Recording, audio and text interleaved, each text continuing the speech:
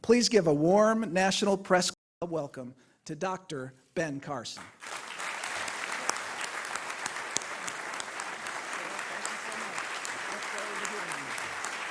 Thank you. Well, thank you very much. Candy and I are delighted to be here. And I'll just get right into it because I don't have a whole lot of time, and we're going to want to leave a little time to answer some questions. You know, why did I write this book? And America is such a great place, and I am so glad that I was born here. You know, I have traveled to 57 different countries, gotten to know lots of people and a lot of other ways of life, but this remains the place that is the land of dreams. And I know a lot of people like to criticize our nation and demonize it and say it's responsible for a lot of horrible things. And yet I see a lot of people trying to get in here and not a lot of people trying to get out. So I'm not sure that that really is all that legitimate, to be honest with you. But, you know, growing up, in poverty with a lot of disadvantages, the thing that was really great is I was still able to focus on my dream of becoming a doctor. It was the only thing I ever wanted to do. I skipped right by policemen and firemen and went straight to doctor. And, I loved anything that had to do with medicine. I even liked going to the doctor's office. And I would gladly sacrifice a shot just to be able to smell those alcohol swabs, It was so cool. And, on through the whole process, were there a lot of hurdles along the way? Absolutely. Tremendous hurdles along the way. But nevertheless, it was still possible to realize that dream. And I want to make sure that that continues to be the case. And one of the reasons that it was possible is because we have a system that did everything possible to create fairness, even when there were people in the system who did not want to be fair. And that's why it is so important that we must preserve our Constitution. Virtually all Americans know that we have a Constitution, but how many people actually know what's in it? And how many people actually know what's behind it? And of course, it is the mechanism that guarantees our liberties and that provides the guidelines for the restraint of government. Because our founders recognized that it was the natural tendency of government to grow and to invade every aspect of your life and to try to control your life. That's what people do. And that's what they wanted to avoid by doing this. And that's why it's so important that we understand it.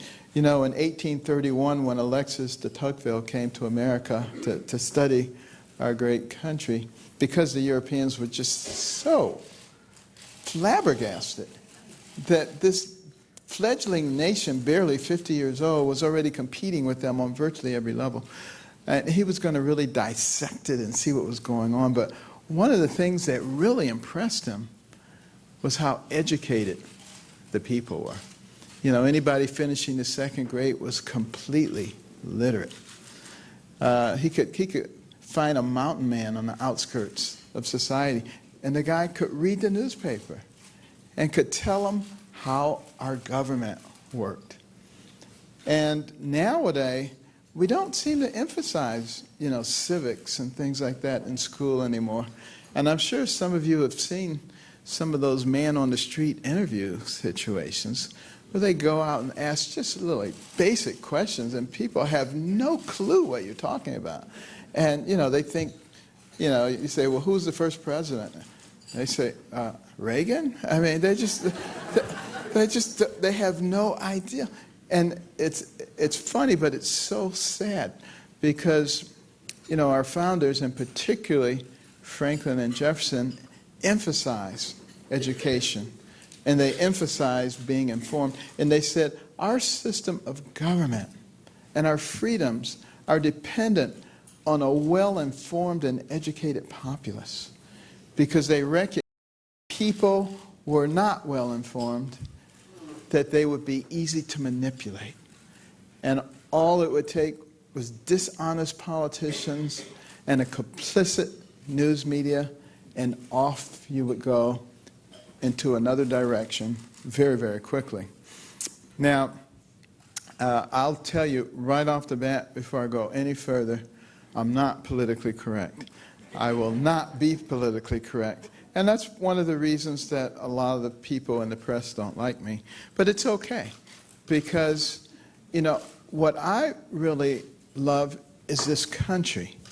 I don't necessarily care whether the press likes me or not.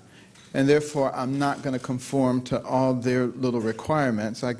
People ask me all the time, well, why don't you just do this, and then they won't say bad things about you? Because this is America. That's why I'm not going to do that, and I never will do that. But I want to touch on some of the aspects of America that I touched on in the book, like the balance of powers, the check and balance system, the separation of powers. I believe this is so vitally important, and it was a touch of genius by our founders, because they recognized that each branch, executive, judicial, and legislative, would want to maintain their power, and therefore they would push back against excesses in the other branches. And that works extraordinarily well in a government like we have, when they all are exercising their power appropriately. Unfortunately, we have a legislative branch that really acts more like a peanut gallery. You know, they sort of sit there and watch what the others do, sometimes complain about it, but really don't offer any resistance because they're afraid somebody might blame them. Newsflash, they're going to get blamed anyway. So what they really ought to be thinking about is, how do they get involved and be more proactive? You know, case in point, you know, I think about, you know, the recent decision by the Supreme Court on gay marriage. Now, first of all, let me just say, I have nothing against gay people whatsoever. Now, I know a lot of people don't believe that, because we live in a society now where if you don't accept their entire agenda, then you're a homophobe. But, you know, I personally believe that any two people, regardless of sexual orientation or anything else, have the right to associate together. If they want to have a legal contract drawn up, which allows them to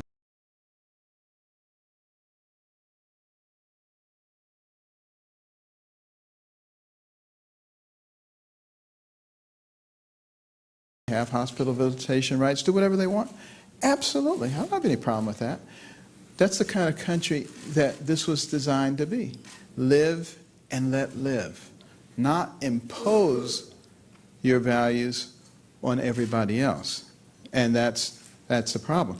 But with the Supreme Court ruling that changes essentially the definition of marriage, it doesn't take into consideration the implications of that. If you change it for one group, why won't you change it for the next? What defense do you have against the next group? You're going to say, we can only change it this one time? We're never going to change it again? Well, that wouldn't be very fair. So why change it in the first place? It's been working very well for thousands of years.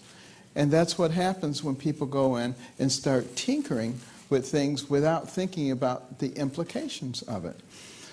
And the legislative branch, however, I would have thought would have been already prepared with legislation in case the Supreme Court came down with that decision, to make sure we preserve the rights, the religious rights of everybody.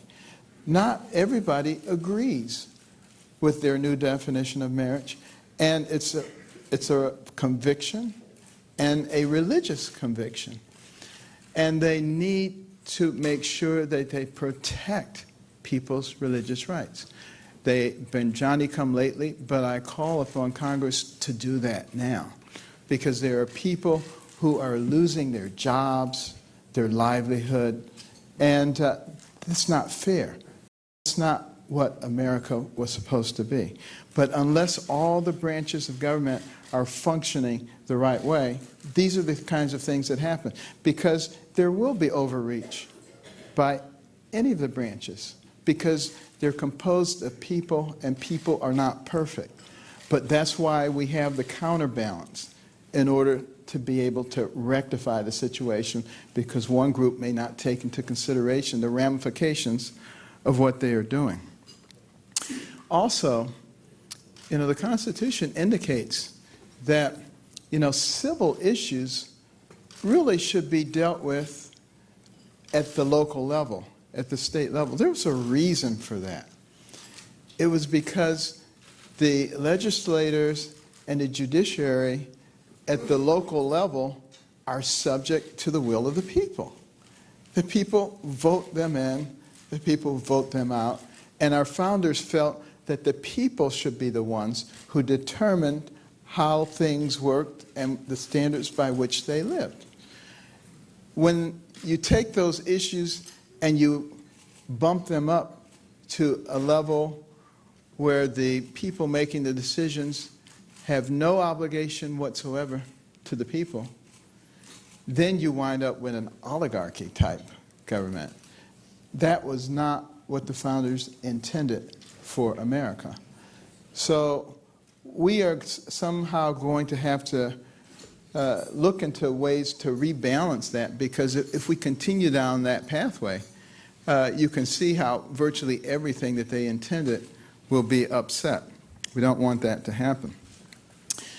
The preamble to the Constitution talks about the role of the government in terms of promoting the general welfare.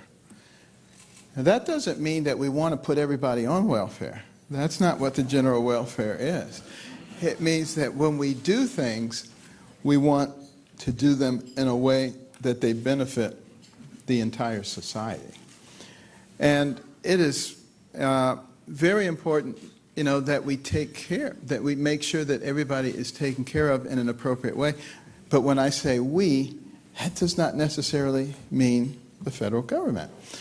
I get criticized sometimes, inappropriately, by the way, by people who say, Carson grew up very poor, he must have benefited from some government programs, and now he wants to withdraw all the safety nets. Well, this is nothing but a blatant lie by people who need to characterize me as heartless. They love to do that. They love to say Carson's insensitive and he's heartless and he hates people, because they need that narrative. That's the only way that it can be acceptable, because I don't fit into their general description. A black person who is a conservative, they can't quite deal with that. Who talks about self-reliance and that you're not dependent on them? Oh, how could you possibly say such heresy? So, it's necessary to demonize individuals like that. And I understand that. And I'm actually willing to fight with them. I will continue to fight with them. But I'm fighting for something even greater.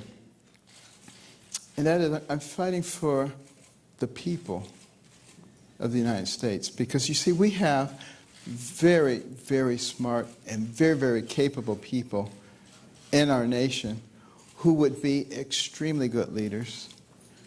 But they say, why would I get into that cesspool and be attacked and have my family attacked and have people going through every aspect of my life and trying to demonize me? And people don't want to do that. Well, I'm going to fight that fight for them.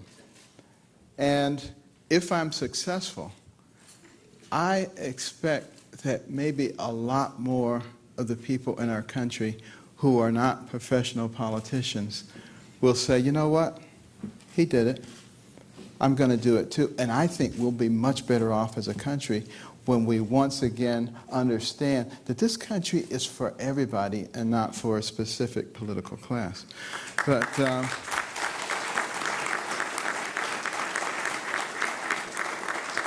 as far as the whole safety net argument is concerned, my mother worked extraordinarily hard, 3 jobs at a time, leaving the house before 5 in the morning, getting back after midnight, because she didn't want to be dependent. And she occasionally accepted some aid, but for the most part was able to stay off of it. And she refused to be a victim. And she refused to let us be victims. And it wasn't that she didn't recognize that there were problems out there, but she chose to focus on other things. And she would say to us, if you walk into an auditorium full of bigoted, racist people, she said, you don't have a problem. They have a problem. She says, because when you walk in there, they're all going to cringe and wonder if you're going to sit next to them, whereas you can sit anywhere you want. And that's that's kind of the way that I have chosen to lead my life. Have there been obstacles? Of course. Have there been racist people around? Of course there have. But I said, that's their problem. I've got some very important things that I need to do. So I can get wrapped up in their problem, or I can do the important things. Not everybody chooses to lead their life that way, and that's fine. But that's the way that I chose to lead mine. And it works pretty well, if I do say so myself. Having said that, I am very concerned about the downtrodden people in our society. And I do believe we have a responsibility to take care of them. But when I say we, I'm talking about we the people. I'm talking about the private sector. I'm not talking about the government. The government, has been taking this on really since Woodrow Wilson, but it kept increasing. By the time we got to Lyndon Johnson and the war on poverty, it was, hey, we're the savior. We're going to take care of you guys. We're going to solve all these problems. Well, here we are all these years later, $19 trillion later. Did we solve the problem? We have 10 times more people on food stamps, more people in poverty, welfare, broken homes, out-of-wedlock births, crime, incarceration. Everything that was supposed to be better is not only worse, it's much worse. So I'm not going to sit here and demonize the government for doing that, but I'm saying, isn't it time to wake up and start thinking about another way to do things, rather than driving ourselves into debt without solving the problem? And that is a tremendous responsibility of the government as well, to remain solvent, because you are the guardian of the people's future. I mean, how can we enjoy, the liberties and have our posterity enjoy the liberties if they are overloaded with debt? $18.5 trillion, the national debt? Think about that. To pay that back at $10 million a day, it would take you over 5,000 years. That's absurd. And we're putting that on the backs of our young people. And now, here we are, sitting here saying, let's increase the debt some more. Let's raise the debt ceiling some more. Did it ever maybe occur to us that there's another way? I mean, there are 4.1 million federal employees. I would offer that that's too many. And there are 645 federal agencies and sub-agencies, all of whom have budgets. This is absurd. And we have people saying, if you cut the budget by 1 penny, it will be a disaster. Nancy Pelosi. You know, I mean, this is absolutely absurd, okay? But we must think about the children. And that really is the main reason that I've gotten into the fray here. As a pediatric neurosurgeon, my whole professional career was centered on the children and on the future for the children. What we had to do to improve quality of life for them. How can we in good conscience continue this charade of responsibility, knowing what we are doing to their future? If I had time, I would really get into, you know, the fiscal gap and all the implications of that, and what the implications of the debt is on the Fed, and how they're irresponsibly printing money, and how the low interest rates are hurting the poor and the middle class, because, you know, putting money into a savings account or buying bonds doesn't help them. The only people who can really make money are people who can have a risk tolerance, which allows them to go into the stock market. And I would talk about the regulations and how every single regulation costs money in terms of goods and services, and how those are the things that are really impacting the middle class and the poor people. It doesn't matter for wealthy people if a bar of soap goes up 10 cents, but it matters a lot for the middle class and for poor people. You think about that regulatory burden and who it is really hurting. You know, it goes on and on and on. When we're promoting the general welfare, those are the kinds of things we have to be thinking about. And we have to be thinking about mechanisms for allowing the downtrodden in our society to escape from dependency and move up into the fabric of success in our country. And we have to understand that we only have 330 million people. Sounds like a lot, but China has over 1 billion. India has over 1 billion. We need to get the bang for the buck out of all of our people. We need to be thinking about policies that allow all of our people to rise and stop all this silly class warfare stuff. You know, and we can get immediate stimulus by thinking about the over $2 trillion that exists overseas right now. We need to bring that money back. You know, I can remember many an afternoon sitting around the board table at Kellogg or Costco talking about the money overseas and what we were going to do with, and how we would love to bring it back in order to build another factory or do something else, but the corporate tax rates were too high. Well, what if we had a 6-month hiatus on those corporate taxes overseas, let that money be repatriated? I've been talking about this for several months.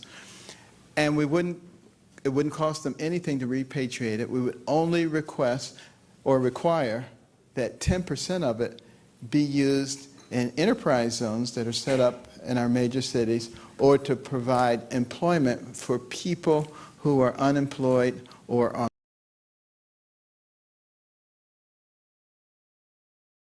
on welfare. You want to talk about an incredible stimulus that didn't cost the taxpayers 1 penny? That would be the biggest stimulus probably since FDR's New Deal. That's low-hanging fruit. That's low-hanging fruit. And, you know, that's what we've got to do, deal with this low-hanging fruit. The other thing is, it gets business and industry once again thinking about, how do we invest in the people around us? This is what we used to do before the government started taking over everything, because Americans are very generous people. You think about the early America, and you had these communities all over the place, in many cases separated by hundreds of miles. How did they survive and how did they thrive? Because at harvest time, if a farmer was up in the apple tree picking apples and fell out and broke his leg, everybody else pitched in and harvested his crops. If somebody got killed, everybody else pitched in and took care of their family. That's who we are. When there's a disaster in the world, who's always on the front line? It's us. So let's utilize that and recognize that we are our brother's keeper, and it is our duty to take care of the indigent, and it is not the duty of the government. And if we learn that, and then Another important aspect of our government is to provide for the common defense. Now, I could talk about this for a long time, but simply to allow our military to deteriorate the way it has, to fail to take care of our veterans to the point where we have 22 to 23 suicides every day, it makes absolutely no sense. To leave our electric grid unprotected, it needs to be hardened. We need to have several layers of alternative energy. This is criminal what we're doing because we are so vulnerable. And, we need to really beef up our cyber capabilities. And I'll tell you, under a Carson administration, if another country attacks us with a cyber attack, they're going to get hit so hard, it's going to take them a long time to recover. We can't sit around and let people do stuff and just say, you're bad, I don't like you. We can't do that. And, we have to understand. We also need to reinvigorate our space program. I think it is a crime that we have moved away from that. Think about all the inventions, the innovation that came out of that. Your cell phone, so many things. And the important thing is, in the future, he who controls space controls the earth. We cannot be tardy to that when there are others who are working very hard in order to conquer that area. And then the last area I just wanted to mention briefly, and I could really go on for quite a while on this one, but there is only one business in America that is protected by the Constitution, and that is the press. And there was a reason for that. It was because the press was supposed to be an ally of the people, and they were supposed to expose and inform the people in a nonpartisan way. When they become partisan, which they are, they distort the system as it was supposed to work. And they allow the side that they pick to get away with all kinds of things. And I think there's still hope for the press. I think it is possible that some of them will recognize that it's almost a sacred obligation that they have to the people to be honest.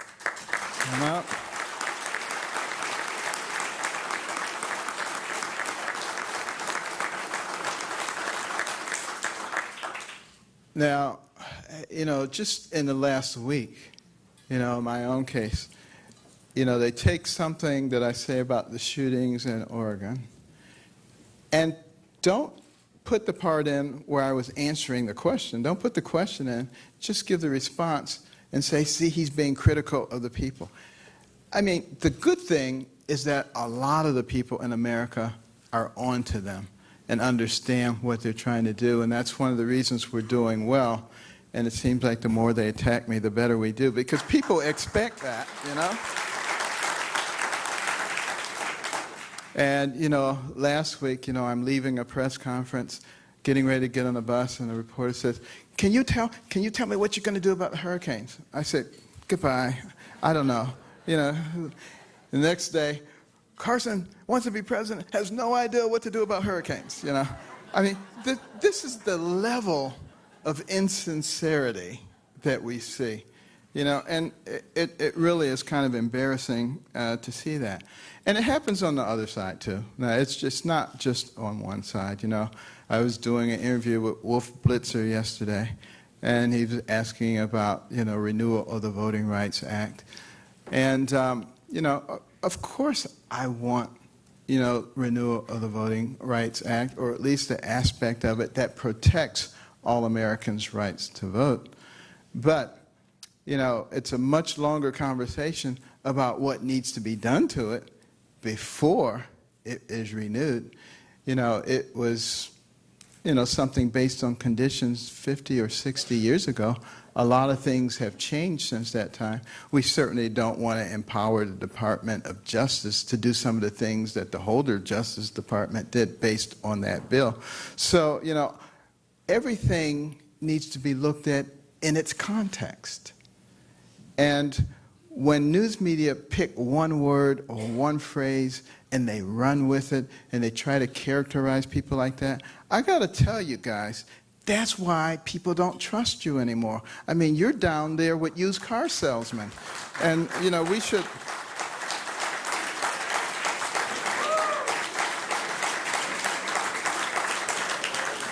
So what is it going to take to save our country?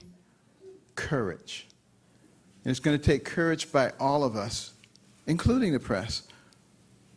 And we have to begin to think about those who come behind us.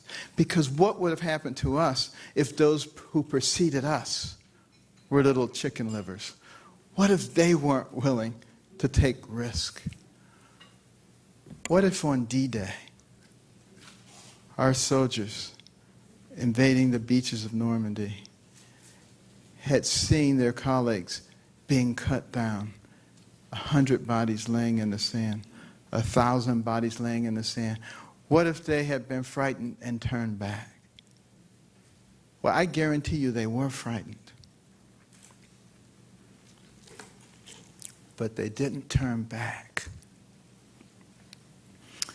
They stepped over the bodies of their colleagues, knowing in many cases that they would never see their homeland or their loved ones again. And they stormed those Axis troops, and they took that beach, and they died. Why did they do that? They didn't do it for themselves. They did it for you, and they did it for me. And now it's our turn. And what are we willing to do for our children and for our grandchildren? Are we willing to stand up? Or are we afraid that somebody's going to call us a nasty name? Or that we're going to get an IRS audit? Or that somebody's going to mess with our job? You know, we have a lot less to lose than they did. And the people who are always telling me, hang in there, don't let them get to you, believe me, do not worry about it, because the stakes are much too high. Thank you very much.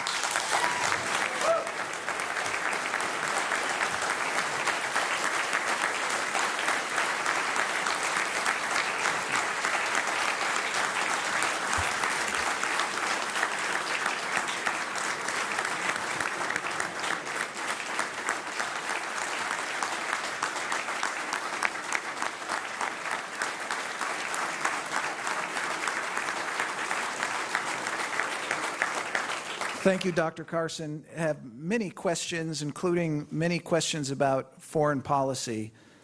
We have President Putin intervening in Syria, supporting the Assad regime, and this morning we learned that the President of the United States is ending the program for training the anti-Assad rebels. How would you, as President, approach the Syrian situation? What actions would you take?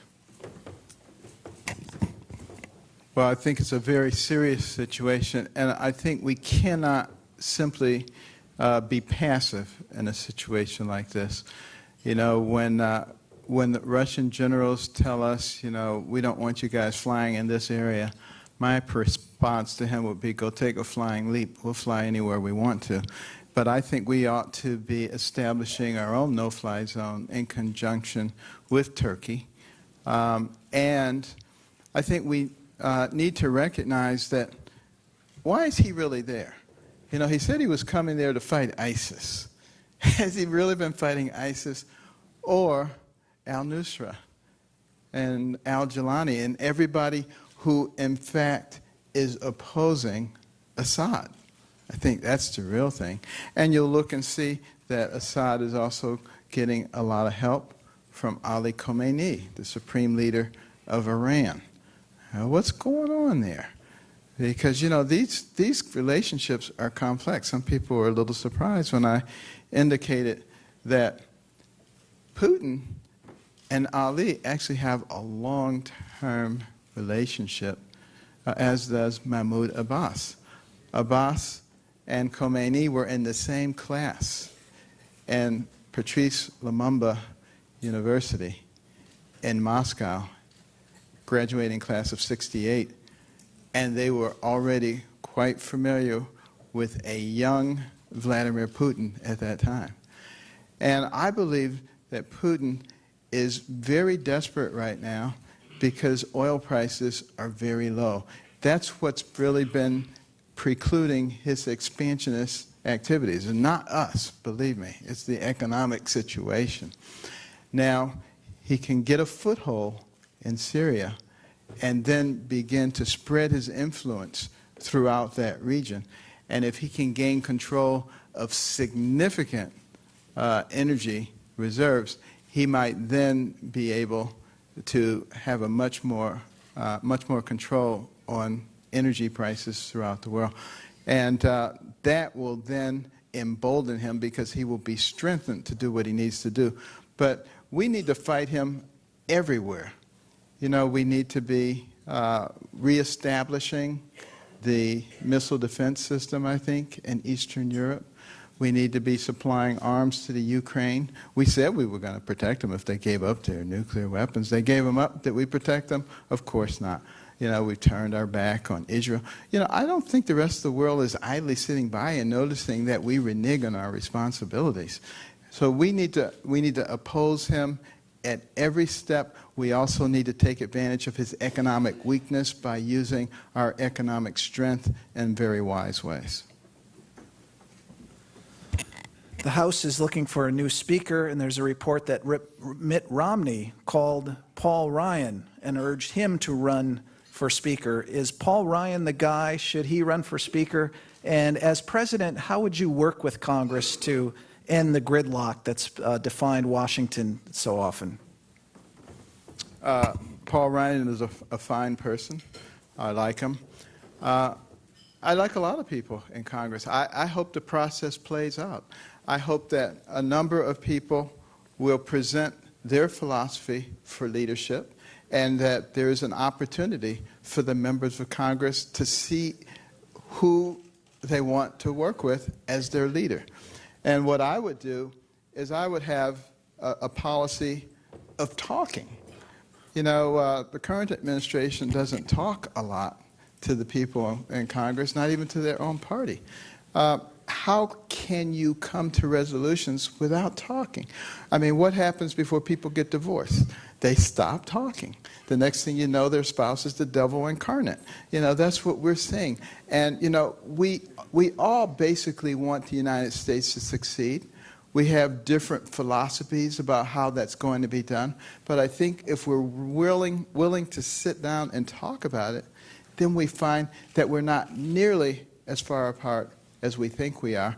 We do have to keep the instigators out and the people who try to irritate and agitate. You know, good example of that is, you know, a few weeks ago when I was on Meet the Press, and I said, I think anybody from any religion or any background who is willing to embrace our values and is willing to put our Constitution above their belief system is acceptable to me. I don't know why that is a difficult subject for people to understand. But anyone whose belief system does not conform to our Constitution and who is not willing to put that under our Constitution, why would that person be the leader of this country? That doesn't make any sense.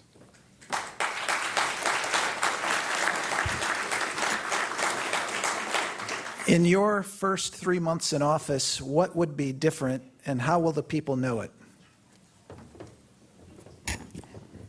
Well, first of all, I would call for a joint session of Congress.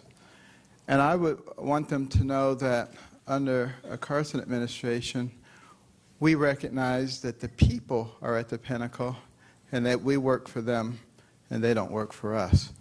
And we have to begin to also understand that we are Americans first and Democrats and Republicans second, or maybe even third.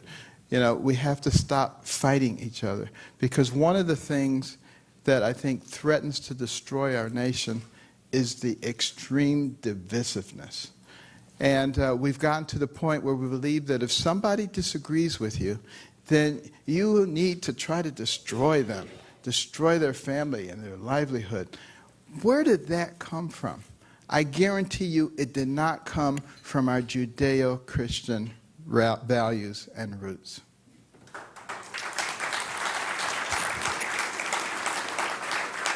As president, who would you want as chairman of the Federal Reserve, and/or what kind of qualities do you want in that person? Honesty and common sense would be good starters. And that's not to say that we haven't had such people. You know, I like Janet Yellen. You know, I've served on a board with her. She's a very decent person. I think she's trying very hard. But you got to realize that we've put the Fed in a very difficult position right now because of the amount of debt that we've accumulated. It's very hard for the Fed to allow interest rates to rise to a reasonable level with an $18+ trillion national debt. The debt service on it, with an interest rate suppressed almost to zero, is still $250 billion a year. Can you imagine what it would be if we allowed the interest rates to rise to their normal levels? So we need to be working on driving that debt down, and I have some ideas about how that can be done. And that can have a very ameliorating effect and some freedom for the Fed. But the other thing is I would like to see somebody who understands that we can't just print money based on the good name and faith and credit of the United States of America. You know, we decoupled, you know, in 1971, 1933 and 1971 from the gold standard. It doesn't have to be gold. There are other things that it can be coupled to, but we need to have some responsible underlying to what we do, and I think it will make a big difference. You mentioned your comments on Meet the Press, and I've gotten several questions from the audience about related to that. One questioner says, Muslims serving in the U.S., there are Muslims serving in our United States military, our police forces, in our courts, our school boards, our city councils, so on and so forth. So how is it okay for a Muslim to serve and die in the military to defend our values, or for a judge to uphold the Constitution, even though the faith of those individuals are incompatible with the Constitution they are sworn to protect and uphold? Long question, but you get what they're getting at. Well, again, a good understanding of the Constitution answers that question for you. Because when you look at the Article 2, and we're talking about requirements for the president, and they have to be a natural-born citizen. Now, why is that the case? I'm sure if you had gone to the founders and said, but what about this person? They may not be a natural-born citizen, but you know, they've been in America for most of their lives, and you know, they're fine, upstanding citizen. They've served in the military. They came back. They were on the police force. Can't they be the president? And they would have said, no. They said, we don't even want to take the slight chance that we would put someone in that position who had different loyalties. That's the answer to your question.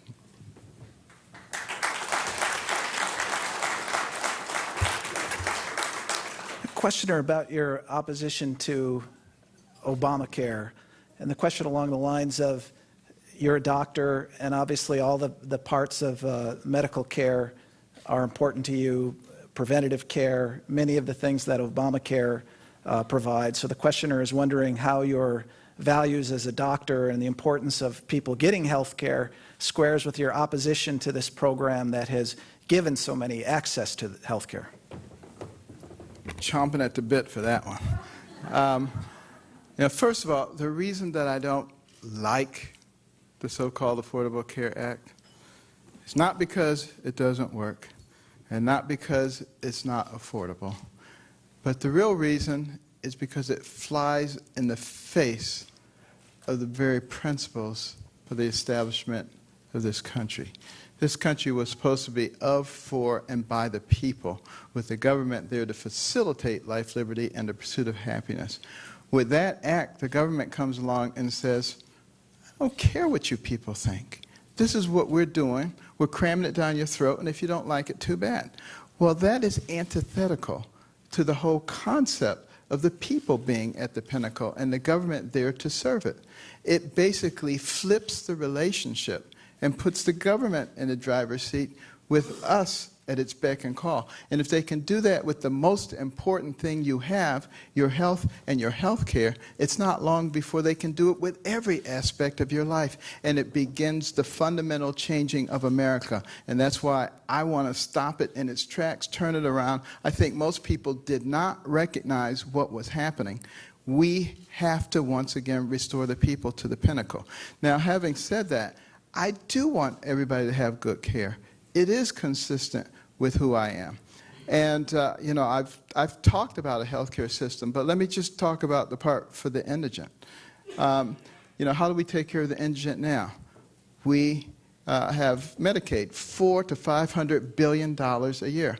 How many people participate? About a quarter of the population, which is way too many, by the way. And we can address that by how do we get the economy rolling again. But if 80 million into 400 billion goes 5,000 times, $5,000 every man, woman, and child on Medicaid. That's how much is allocated. What could you buy with that? Most concierge practices cost between $2,000 and $3,000 a year. So you can put them all in the concierge practice and still have a couple $1,000s left over for their catastrophic insurance, which is much cheaper because there's something else that we've done with that I don't have time to explain. But I'm not saying that we do that, but I'm saying we have enough money to do that. And what's the result of that? Now when Mr. Jones has that diabetic foot ulcer, he's not going to go to the emergency room where it costs 5 times more. He's going to go to the clinic where he gets the same treatment, but instead of just patching him up and sending him out, they're going to say, Mr. Jones, let's get your diabetes under control so you're not back here in 3 weeks with another problem. A whole nother level of savings, which is not being recognized right now. And we're teaching him personal responsibility rather than dependency. Those are the kinds of things that we should be doing. That will cost us a lot less money, and everybody will be of equal value. You won't have people that people say, I don't want to see them. They're going to have to go to the emergency room. And it's going to cost us actually less money. That's the kind of thing we should be doing, and that's the kind of thing we can be doing when we take something so important as medicine out of the political arena and start taking care of our people.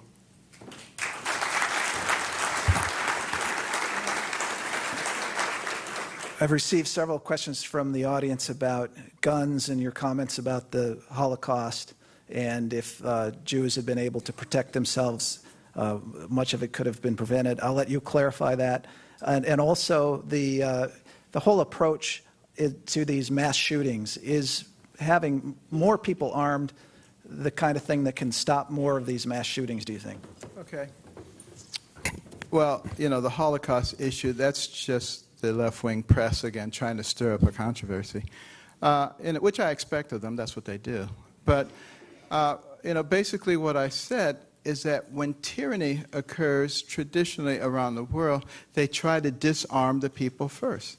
And that's exactly, what happened in Germany. In the, mid to late 30s, they started the program of disarming the people. And by the mid-40s, look at what had happened. And it's happened in a number of other countries as well. Daniel Webster said tyranny would never occur in America because the people are armed. So there's a reason that we have the Second Amendment. And it doesn't mean that I'm not happy to look at ways to keep these tragedies from occurring as long as they don't interfere with the Second Amendment. That's what we have to keep in mind. And then what was the other part of that question? Will it help prevent more of these? Oh, by having... Well, with the mass shootings, one of the things that many people have noticed is they tend to go to places that are gun-free zones. So even though they may be mentally disturbed, they're not so mentally disturbed as not to be able to realize that if you go someplace where people can shoot you, you're probably going to get shot. So what I'm saying is that it's probably a good idea to make sure that there are people in the areas where we have vulnerable people who can oppose these people, not with just words, but who are trained. You know, they can be retired policemen, retired military. Some teachers might have the ability to do that. But I would feel much safer if my kid or grandchild was in a school where I knew that there were people who could protect them if somebody like that came in. To me, what I'm talking about is common sense. To some of the people out there, there is no such thing as common sense.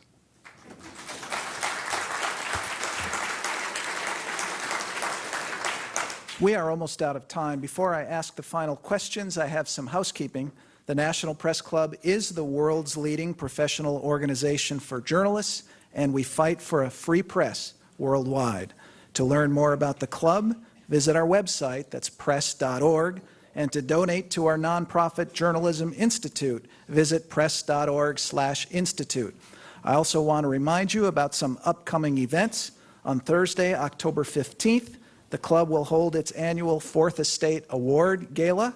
This year, we will honor Gwen Ifill, moderator and managing editor of Washington Week and co-anchor and managing editor of the PBS NewsHour. On Wednesday, October 21st, we will reprise a press club event from 100 years ago when Senator Tim Kaine and other members of Congress face off against members of the news media in the Politicians versus the Press spelling bee. And on Friday, October 23rd, Oscar-winning director and actor Kevin Costner will be here to discuss his new book. I would now like to present our speaker with the honorary National Press Club mug. You have been here before, so you're developing a collection. So a couple of final questions. If the situation was right down the campaign trail, circumstances change, would you consider being Donald Trump's running mate?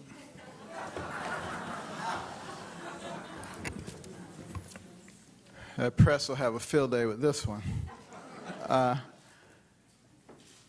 And by the way, before I answer that question, I just want to mention, many in the press will say that I'm sensitive and, you know, that I should not be thinking about running for office because I get offended by what they do. Of course they'll say that. But the reason that I expose the press is because I want the people of America to understand what they're doing. So it's not because I'm sensitive. I will continue to expose them every time they do something. So because as more people understand who they are and what they're doing, it will negate their effect. And that's until they have the kind of transformation that is necessary for them to become allies of the people, we have to know what they're doing. Now, in terms of Trump? How could I forget? Okay. You know, I believe that Donald Trump has been very useful because he's brought in a lot of people, brought in a lot of curiosity and enthusiasm. And whoever the eventual nominee is will benefit from that, even if it's him. That's a good thing. So, you know, that's one of the reasons I don't talk about him. I don't talk about anybody else. But in terms of a vice president, I would obviously want somebody who is compatible with me. I would not necessarily be looking for somebody who can bring in this demographic or that demographic, because the things that have to be done are very, very serious things, quite frankly. This can't be tampering around the edges. We've got to go to the heart of the matter, and I don't think we have a whole lot of time to do that. So it would have to be somebody who is very compatible, who understands the urgency of what we are doing, who is willing to suffer the slings and arrows to get it done. That's what it will take. Ladies and gentlemen, please give a round of applause to our speaker.